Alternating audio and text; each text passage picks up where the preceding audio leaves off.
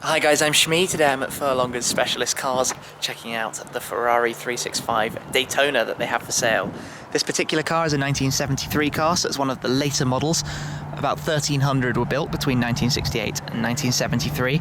There's actually an interesting story behind the name. The 365, as all older Ferraris, actually represents the cubic capacity per cylinder. So it's a 4.4 litre V12, which divides down to 365cc per each one of those 12 cylinders. The Daytona name was actually given to the car by the media. In 1967, the Ferrari 330 P4 came 1, 2, 3 at the 24-hour Daytona. So that is where the car derived its name. It's absolutely beautiful, no question about it. Let's have a look at the interior. Fantastic. Traditional Ferrari Gran Turismo vehicle GT car. The ultimate cruiser Colombo V12, and it sounds absolutely awesome.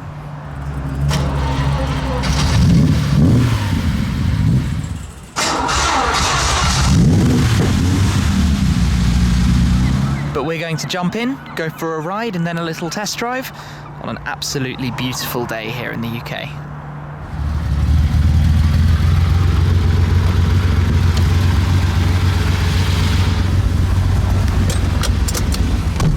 Okay, so we're on board at the Daytona. I'm with Matt Honeysett from Furlongers. This is quite cool. Nice big steering wheel. Yeah, pretty cool feel to the car. It's a bit of a different thing to what we just drove, you know. Very different to the Jaguar XJ220.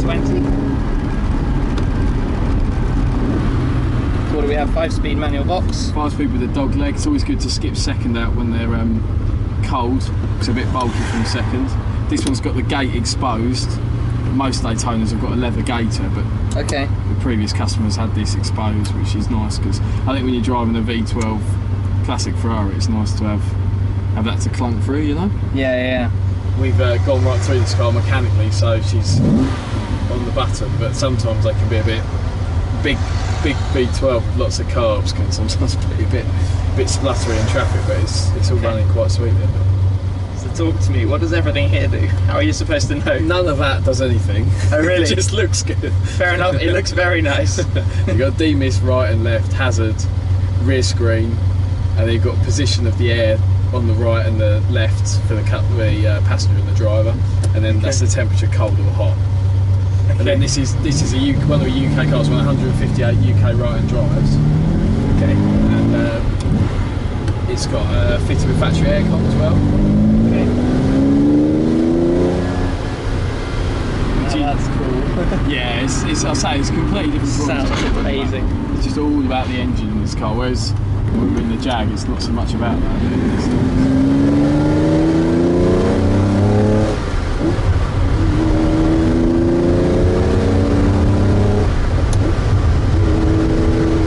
Time for a swap. Yes, I'm looking forward to this. Yeah, no, it'll be good. We will.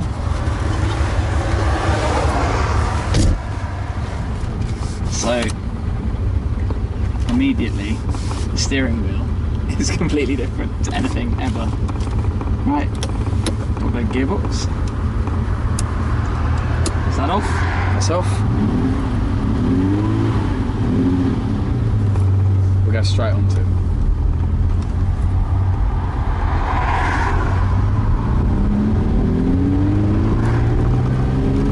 Is that a second? No, you should be good now. You'll feel it just wouldn't want to go if you could.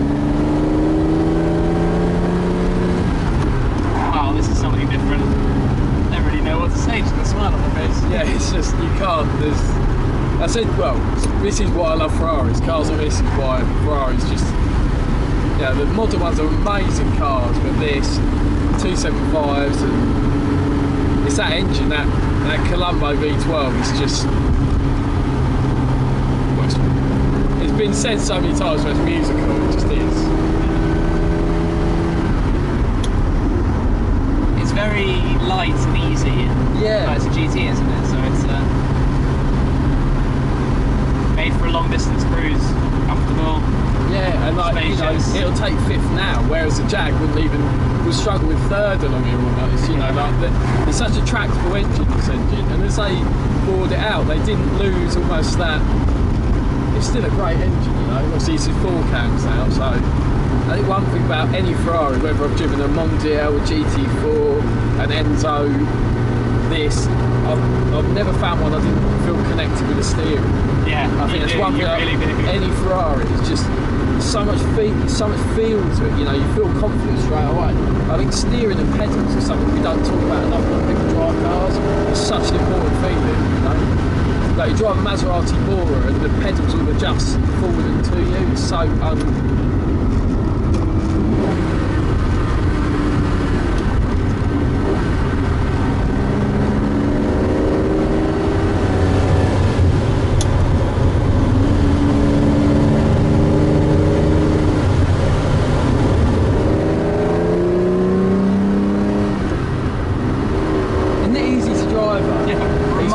easier than you think it's going to be, isn't it? I can't get my head around how easy it is. It's just sort of, it lets you. It's why Ferraris are such great cars, you know, they're just... It's so much been written that like, you can't put it into words because so many people have said so many things, but it just, like you feel one with it, or, you know, it's just always, but it just feels like that, you know, it just feels... It all just fits around you almost.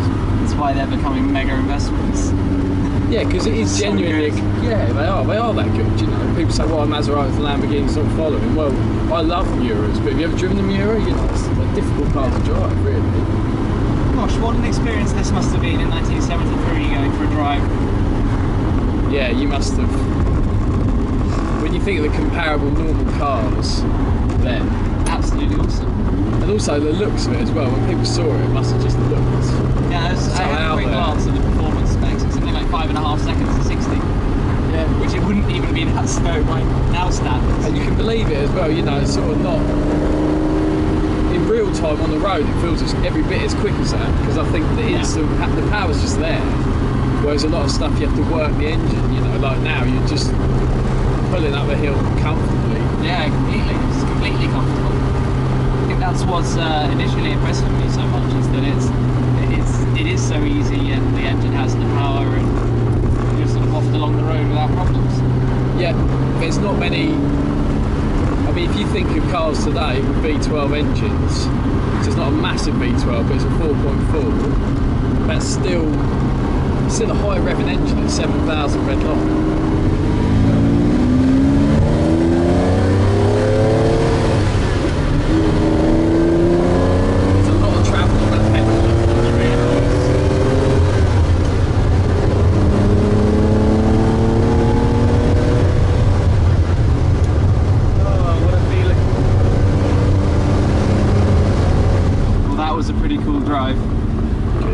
Glad you enjoyed it.